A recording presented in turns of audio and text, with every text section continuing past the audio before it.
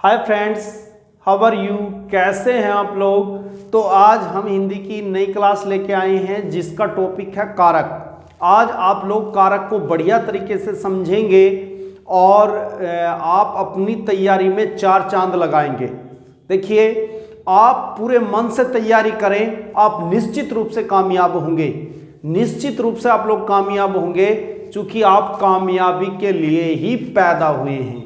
तो आज चलते हैं, हम कारक करते हैं हिंदी में। कारक, देखिए कारक की अगर आप लोग बात करें, कारक होता क्या है। देखिए, कारक किसे कहते हैं। कार्य को कराने वाले, कार्य को कराने वाले को कारक कहते हैं। कार्य को कराने वाले को कारक कहते हैं। अच्छा, इसे जो संज्ञा और सर्वनाम की क्रिया से जो मध्यस्थता कराता है वो कारक कहलाता है।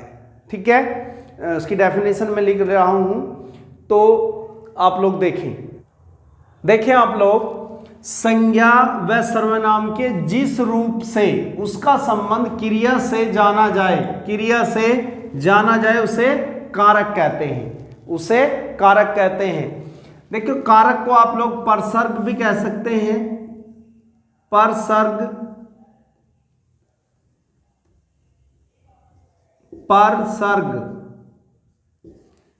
परसर्ग या चिन्ह भी कह सकते हैं। ठीक है, अब देखो कैसे। राम ने रावण को तीर से मारा। अब यहां राम क्या है, कर्ता है। रावण क्या है, कर्म है। तीर क्या है, करण है। मारा क्या है, क्रिया है। तो यहां देखें आप, कर्ता राम ने, तो ने किसके साथ है, कर्ता के साथ है, तो ये कर्ता कारक हो गया। रावण को, अब ये कर्म रावण है, को किसके साथ है, कर्म के, तो ये कर्म कारक हो गया। कर्म कारक हो गया। तीर साधन है, और तीर से यानी करण से, तो से कारक हो गया, और क्रिया है। तो ये आप लोगों ने समझना है। में जो कारक होते हैं 8 होते हैं। कर्ता, कर्म, करण, संप्रदान, अपादान, संबंध, अधिकरण और संबोधन। देखिए, ये कारक हैं। अब कारक कर्ता ने कर्म को करण से, संप्रदान के लिए, अपादान से अलग, संबंध का, की, रा, री, अधिकरण में, पर, और संबोधन हे, अरे,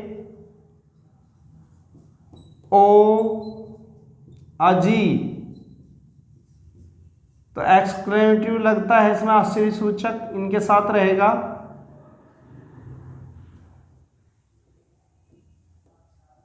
ये तो ये आपके कारक हैं। कारक का यूज क्या है, संज्ञा व सर्वनाम के जिस रूप से उसका संबंध क्रिया से जाना जाए उसे कारक कहते हैं। ये क्रिया से इनका संबंध कराता है। जैसे यहां देखें आप लोग, जैसे राम ने सेब खाया, तो राम ने सेब खाया, तो सेब खाया किसने, ने, राम ने। तो राम ने तो ने क्या है, कर्ता कारक है। क्या है, कर्ता कारक है। अब अगर मैं ये कहूं राम ने सेब को खाया,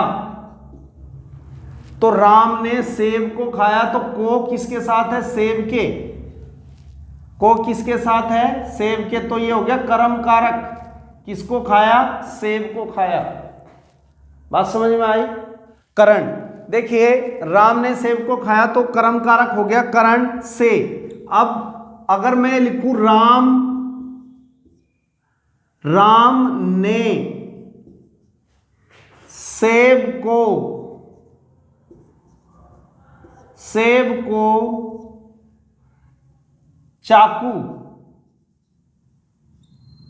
चाकू से काटा, तो यहां देखिए राम ने सेब को चाकू से काटा, तो आपसे ये पूछेगा कि रेखांकित यानी जिसके नीचे काली लाइन है, रेखांकित है, तो वो कौन सा कारक है, तो चाकू से। अब चाकू से काटा, तो चाकू क्या है, साधन है। क्या है, साधन है। साधन, तो साधन जो होता है उसके साथ से लगता है। ठीक है, तो इसीलिए यहां करण कारक हो गया। अब अगर हम बात करें संप्रदान की, तो राम अपने भाई के लिए पेन लाया, तो यहां देखिए के लिए, तो यानी दान देने वाली कंडीशन होती है, दान देने वाली कंडीशन होती है। तो राम अपने भाई के लिए पेन लाया, तो दिया किसको, अपने भाई को, तो यहां संप्रदान आएगा।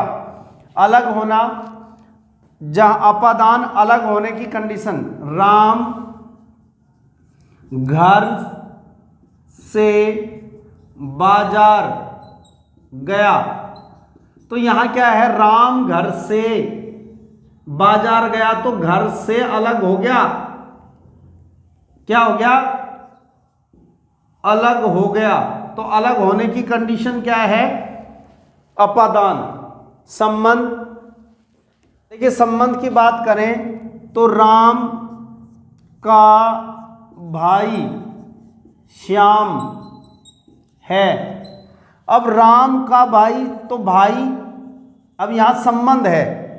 क्या है, संबंध है, ना कि यहां क्या है, कर्म है।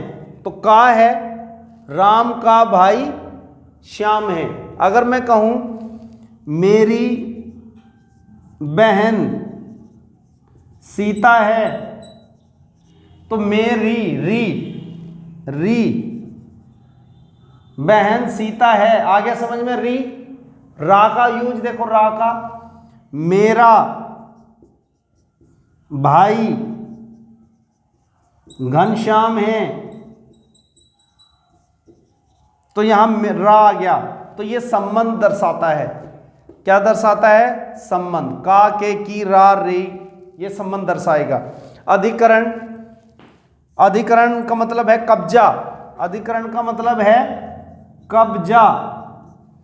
मैं, इसमें देखें अब मैं और पर का यूज होता है। राम मोटर साइकिल, मोटरसाइकिल पर बैठा है, तो यहां पर, और राम घर में है, तो यहां में वाली और पर वाली कंडीशन आप लोग देख रहे हैं। इसके बाद है संबोधन। संबोधन में हे राम, जब हम किसी को संबोधित करते हैं, हे राम, हे बालको, तो ये संबंध आ जाएगा। ठीक है, इस पे क्वेश्चन किस तरह से आते हैं, आपका कॉन्सेप्ट यहां क्लियर हो गया है। क्वेश्चन जैसे भी दे दे आपको पता चल जाएगा। ठीक है, बाकी सबके क्वेश्चन मैं आप लोगों को कराऊंगा। अभी आप लोगों का बिल्कुल कॉन्सेप्ट क्लियर कराता जा रहा हूं। ठीक है, तो आपको ये क्लास कैसी लगी कमेंट करके बताना, और ज़्यादा से ज़्यादा आप इसे शेयर करें, लाइक करें और सब्सक्राइब करें। धन्यवाद।